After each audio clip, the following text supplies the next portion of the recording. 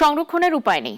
পচন ধরা আলু পুকুরে, ডোবায় কিংবা সড়কের পাশে ফেলে দিচ্ছেন ঠাকুরগাঁওয়ের আলু চাষিরা। প্রতিদিন লোকসানে ঋণের পাল্লা ভারী হচ্ছে।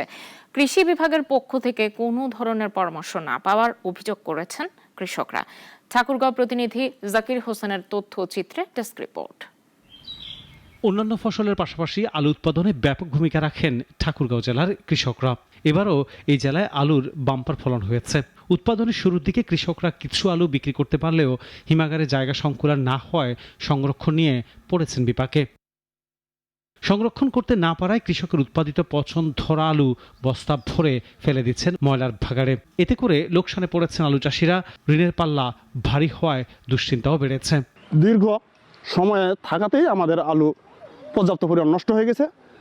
বাড়িতে ঘরে রাখতে পারি না, এই কারণে খালে বা ডোবায় আমরা ফেলে দিচ্ছি। কৃষকদের বা আমাদের যে পরিমাণ লস হচ্ছে, এই লসের কারণে আমরা সামনে যে আবাদ করব সে অর্থটুকু নাই। কৃষি বিভাগ থেকে কোনো পরামর্শ না পাওয়ার অভিযোগও করেন কৃষকরা।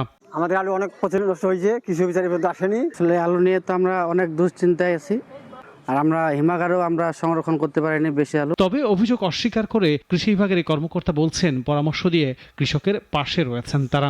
আলু সংরক্ষণের যে পরামর্শগুলো দেই, সেই পরামর্শগুলো হচ্ছে যে মোটামুটি বাতাস চলাচল করে এবং খোলা অবস্থায় যাতে আলুটা রাখা যায়, বৃষ্টির পানি পড়বে না বা হচ্ছে যে আপনার আলুটা ভিজবে না, এরকম জায়গায় বাতাস চলাচল উপযোগী জায়গায় আলু সংরক্ষণ করলে সেই আলুটা কিন্তু ভালো আছে। এখন কৃষি বিভাগের তথ্য বলছে, মৌসুমে 27,000 হেক্টর জমিতে আলুর আবাদ হয়েছে। এর বিপরীতে 8.5 লাখ মেট্রিক টন আলু উৎপাদন হয়েছে। আর জেলায় হিমাগারের সংখ্যা 17টি। এইসব হিমাগারের ধারণ ক্ষমতা 1.5 lakh metric ton. Desk report, নাগরিক।